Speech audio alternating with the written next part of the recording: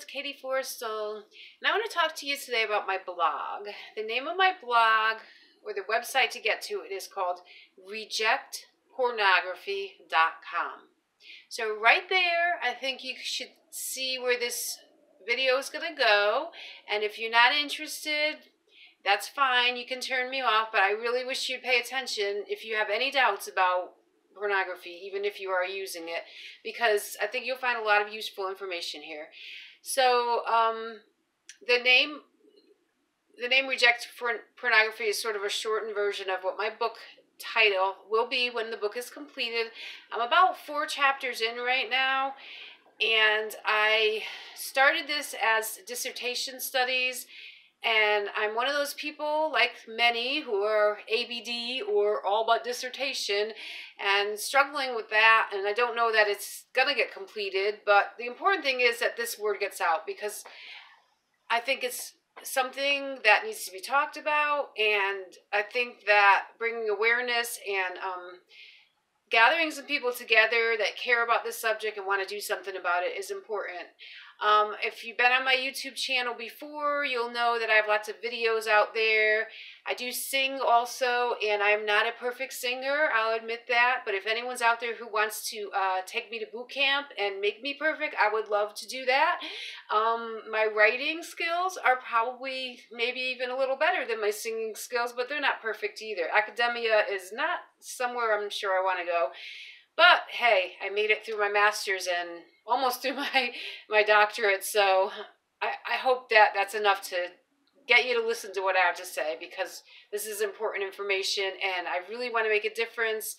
And I'm going to start by reading the introduction to you today, which will probably take about 10 minutes, so I don't think I'm going to read any more than that. The next video will be first chapter, and maybe I'll get through the whole thing or maybe half of it. But I just figured for you people who are not so much readers anymore and you just do everything by audio, this would be a great way for you to get started hearing about this and then see if you want to go any further with it. So here we go. Pornography is nothing new, but it has never in history been so widespread. The term pornography does not even fit today's standards, nor does the term obscenity for that matter.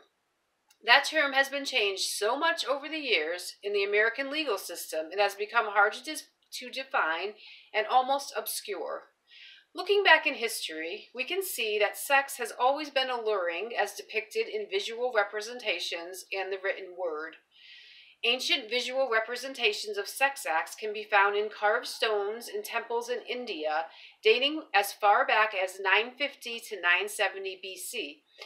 In Japan, as early as 17th century, pictures with sexual acts were mainstream to promote sex education for physicians, courtesans, and married couples. In the Tokugawa period, 1607 to 1867, color woodblocks were developed, allowing for mass printing. By the 18th century, the government had to slow the production by placing edicts and prosecuting offenders.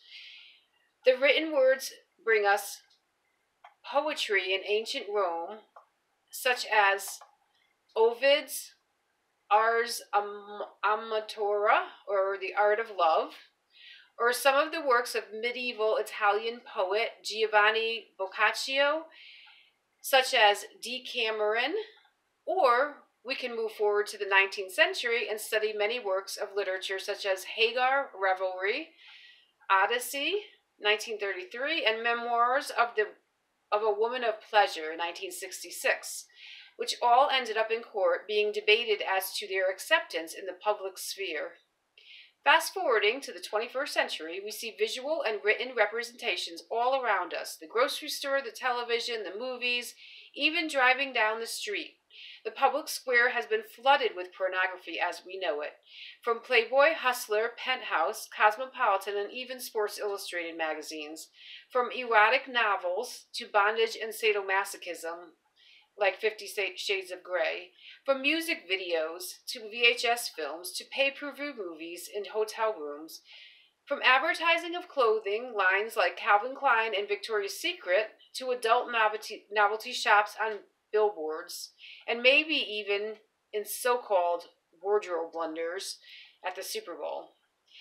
Softcore pornography is creeping into our mainstream and influencing the minds of our youth, while hardcore pornography is degrading the minds of adults and children as well. Predators are seeking to normalize sex as a commodity and gain profits by grabbing the attention of men and women from every socioeconomic background and make them long-term consumers in an industry that harms children, promotes violence, destroys relationships and families, and tears at the fiber of faith and community. It also promotes prostitution. When talking about prostitution, we usually separate it from the term pornography. However, why is the filming of sex acts for money not considered prostitution? Why is it legal? Do we clarify that distinction in our barely legal teenagers who are being inundated with visual and written cues that pornography might be a lucrative and glamorous career move? We warn them about the dangers of drugs and alcohol. But how much do they know about sex trafficking rings in their middle and high schools? The rape culture on college campuses, the public health crisis that is being caused by STDs in the porn industry, or loss of brain function due to addiction to pornography. In America, sex is not just a fascination, it's a fixation, and in many cases, an abomination. Children are being tortured and filmed for sexual purposes as early as infancy. Revenge porn is the new way to get back after a breakup. Campus rapes have increased. Violent sex is becoming mainstreamed. Fathers are abandoning their families and losing their jobs. Media and entertainment is becoming sex education with an agenda. Human rights and ethical issues are being ignored. And finally, moral and spiritual tapestries that have been woven together for centuries are becoming frayed at the edges or literally torn apart. All of this because a fascination became a fixation. The following excerpt is written by a man who wrote articles for Playboy and understands the impact it has had on our society. This was written in the 1980s, just to give you a little context here. The first decade or two of Playboy contained a protracted monthly essay by Mr. Hefner in which he tirelessly deplored, assailed, and mocked traditional moral views involving licit and illicit sex.